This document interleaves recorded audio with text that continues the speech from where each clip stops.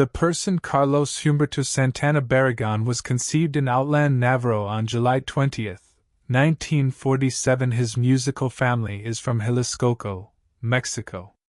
The mariachi father, José Santana, Carlos started playing with the violinist. 5 years old, transitioning from violin to guitar influenced by his father by the age of 8 and B.B. King, T-Bone Walker, and other blues musicians with Hooker, John Lee, he created an early love of music in his family relocated in 1955 to Tijuana, where Carlos encountered American rock and roll and blues, then to San Francisco in the early 1960s. Engrossing him in the thriving music scene of the counterculture, he obtained U.S. citizenship by naturalization, and the Santana Blues were founded by Santana in 1965. In 1966, the band changed its name to simply the Santana Band. Was the first to combine Latin jazz, blues, Afrobeat, and rock sounds that are typified by Carlos' guitar lines with a bluesy melody and Spanish percussion like congas and timbales. Their emergence was accompanied by a famous 1969 Woodstock performance in spite of Carlos using LSD while intoxicated, which he claimed to have hardly recalled. Their first album, Santana 1969, included the popular song, Evil Ways, peaked at number 4 on the Billboard charts, and the Arise follow-up hits from the 1970s. Black Magic Woman, Juan Okova, and Gypsy Queen were the top performers, and stayed for 88 weeks, making $4 Santana 3's platinum status. 1971 as well as Caravanserai. Their success was further cemented in 1972. Even while the latter signaled a change toward the jazz fusion that reflects Santana's respect for John Cole and Miles Davis, trained Santana's songs throughout the decades developed by adding jazz fusion and spiritual aspects. He became a disciple of early in the 1970s, Sri Chinmoy, taking the name Devadip, which signifies the illumination from the greatest lamp, and later converted to Christianity in 1992. Illuminations is an example of an experimental album. Alice Colonel Train was less in 1974. Financially prosperous but creatively bold, with Columbia Records' designation of certain like Lotus 1974 as a suicide attempt because of their niche appeal, Santana encountered conflict with yet continued to release music under his label. Similar to Moonflower 1977 and Amigos 1976, the band saw numerous personnel changes, yet Carlos never changed. Working along with musicians such as Buddy John McLaughlin Miles and Herbie Hancock in 1999, Santana organized a historic return using Supernatural as a CD with a lot of collaborations, including Rob Lauryn Hill, Eric Clapton, Thomas, and over 25 million copies were sold. Earned 9 Grammys, matching Michael Jackson. Jackson's all-time high, and one with the popular song Smooth, the second most successful single ever duration per subsequent albums on Billboard such as Shaman, 2002, and All That I Am, 2005, Corazon 2014, and Miracles and Blessings in 2021. Santana carried on his legacy.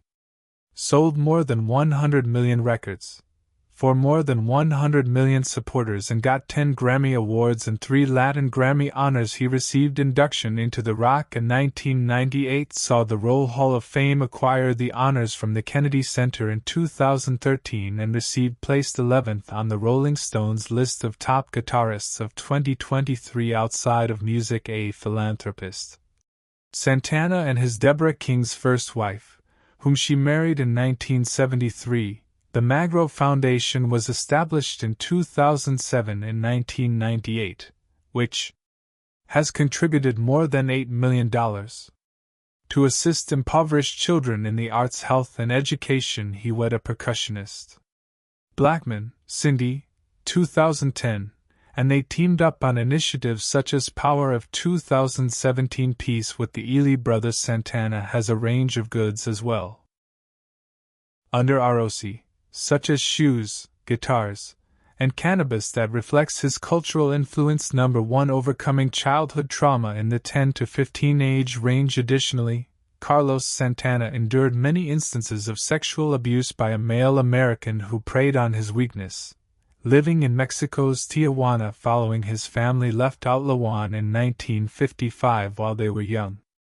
Carlos was seduced by the U.S. and Mexico border with assurances of presents and toys, deceptive strategy that preyed upon his economic hardship and innocence. Abuser, whose name Santana has not revealed, exploited the information that was made public.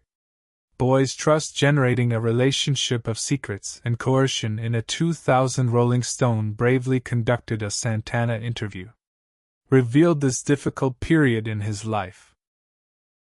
Explaining his initial lack of focus, the tragedy as a way to cope as a youngster, he lacked the emotional resources to interpret or explain the burying abuse, the suffering that was deep inside his mind. Abuse happened during a developmental stage, when Santana had already begun to navigate changes in culture and personal life. His moving to Tijuana with his family exposed him to new musical styles, including American blues, rock and roll, and his father's mariachi heritage engendered an appreciation of music. But the anguish of abuse cast a shadow on these years, resulting in a quiet weight that would persist into the psychological effects of maturity. There is ample documentation of similar encounters.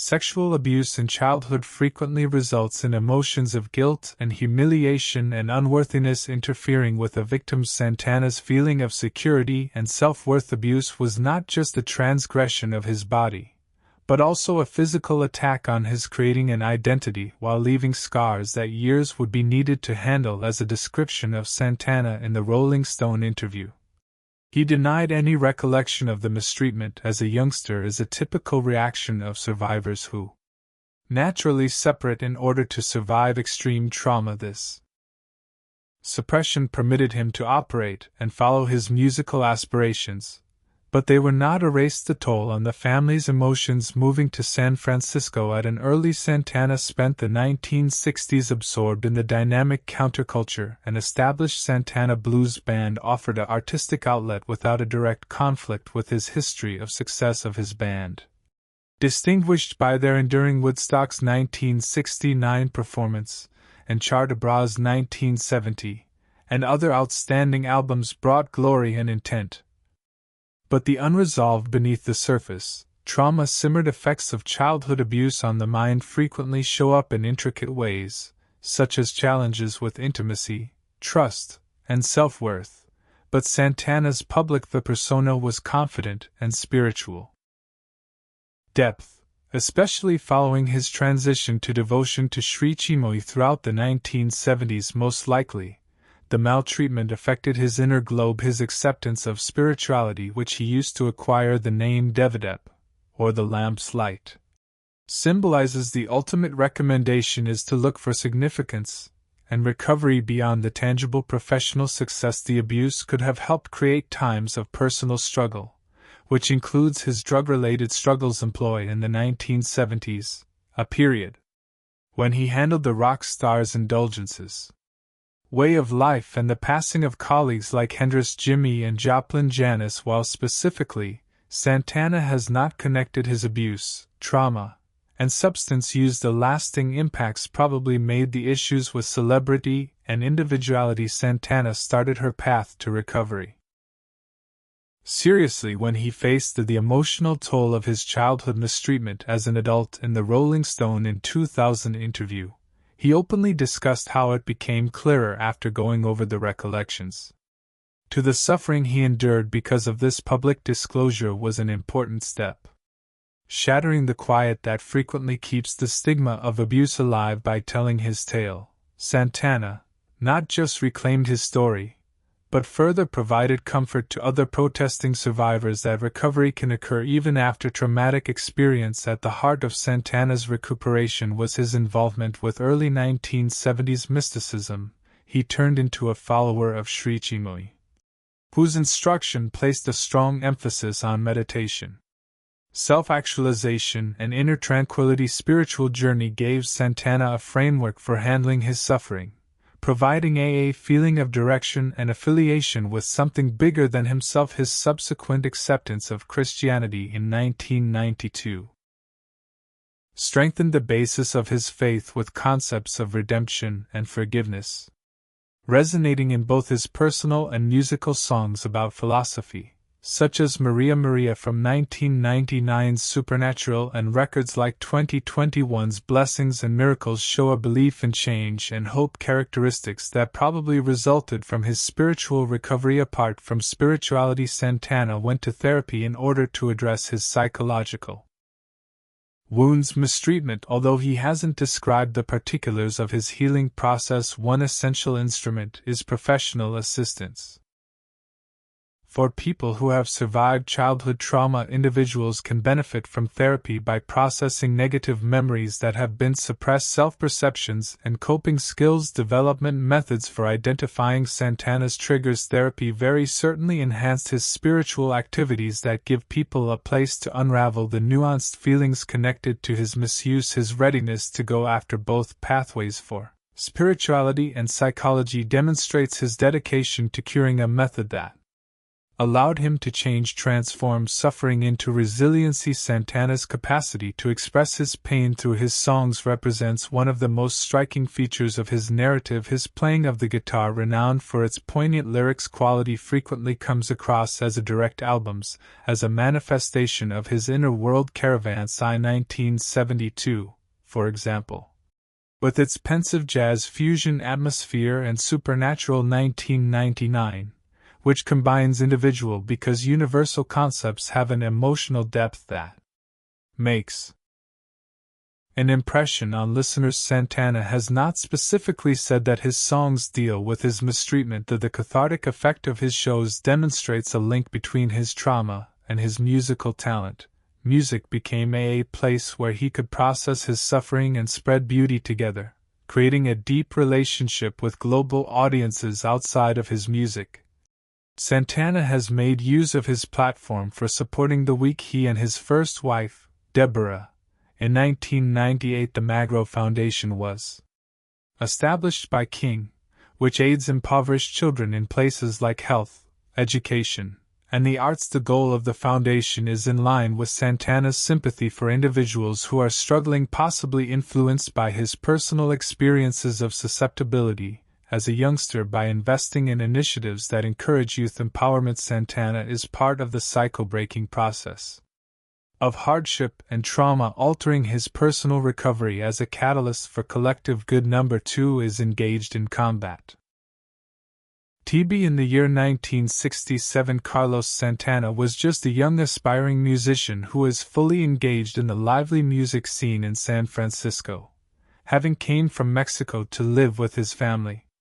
1955 saw a trip to Tijuana, followed by San. In the early 1960s, Francisco Santana was profoundly impacted by the urban counterculture movement and how it combines psychedelic and rock blues sounds, motivated by performers like B.B. King, and he founded the Santana, T-Bone Walker, a blues band and a group that combined Latin and rock in 1966, beats that showcase his unique musical guitar style. By 1967, the group was starting to get attention, securing performances at places like the Fillmore West and providing a platform for well-known acts like Steve Miller and The Who. The performances were crucial. Stones providing visibility into more viewers and capturing the interest of Bill Graham is a musician who would subsequently obtain Santana's renown, the Woodstock slot in 1969. At this pivotal moment, Santana's "When I Was 19, my health took a terrible turn."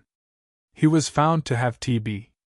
Infection with germs brought on by TB caused by Mycobacterium that mainly impacts the lung. In the 1960s, tuberculosis was an uncommon and dangerous condition in the United States, where public health has improved precautions, such as sanitary, both immunization and antibiotics, had greatly decreased the prevalence of it. Historical data indicates that TB cases in the U.S. had fallen to about, by the mid-1960s, 50,000 per year, was as sharp as opposed to the early 1900s when it was one of the main causes of mortality. although the illness was still a danger. Especially in underprivileged neighborhoods between foreigners or in regions with Santana's limited access to healthcare, a recent immigrant from Mexico residing in low-key conditions could have been at increased risk because of socioeconomic variables such as cramped living arrangements or insufficient nourishment. Although particular his exposure's specifics are not, the diagnosis was recorded as a profound shock due to its intensity, and it's when do tuberculosis symptoms last? Coughing, fever, sweating, weight loss, and the exhaustion would have been crippling for a young musician's future was dependent on physical vitality and artistic concentration. The sickness struck as Santana was about to gaining speed and running the risk of failing his dreams before they became fully realized. In addition to the bodily effects, the stigma connected to TB in the past, poverty and sickness could have contributed an emotional strain. Despite Santana's lack of openly discussed this element Santana was diagnosed and admitted to the public Francisco General Hospital facility renowned for providing a wide range of frequently neglected populations there. He received 3 months of rigorous therapy as part of a routine TB program, and during the 1960s, antibiotics like as the penicillin and Isiaid streptoicin derivatives were TB's mainstay. Therapy has transformed care since the 1940s, but even if the patient's therapies were difficult, usually had shots every day or oral drugs with potential adverse effects consequences like weariness, nausea, and in the potential for streptoicin. Santana's routine probably causes hearing loss. Incredibly excruciating penicillin injections needing careful medical oversight to make certain that the illness was removed and to stop the emergence of the time of drug-resistant strains. Santana's diagnosis of TB was significantly upsetting in 1967. As the Santana Blues Band approached gaining popularity with their Fillmore performances as well as the first spots for significant actions fostering a devoted fan base, these concerts were more than just chances to polish their audio, but also opportunities to draw in attention from the industry, as demonstrated by Bill Graham's increasing fascination with the 3 months. Santana's forced hiatus hospitalization prevented this advancement, blocking the band's ability to profit from early publicity for a new band. Such a halt in a competitive scene could prove disastrous, putting them at risk of losing prospects and dwindling significance. Carlos, the band's absence, probably the creative and emotional center, caused tension in the group's unity, while bandmates Michael and Greg Rollier-Shreve persisted in practicing or acting in restricted roles. The absence of their visionary limited and lead guitarist their capacity to promote the music scene in Francisco moved quickly, with new bands developing all the time, and Santana's compelled absence may have permitted rivals to take the place of. Moreover, the financial consequences of missed shows and healthcare costs possibly more pressure because the band earned money through gigs, yet this setback further emphasized Santana's perseverance, and the devotion of his members of the Santana Blues Band stayed with it, and after he recovered, Carlos came back with fresh concentration on his sickness did not stop Bill Graham, who went on must support the band in order to secure the 1969 Woodstock performance. The triumphant experience TB most certainly became more prevalent.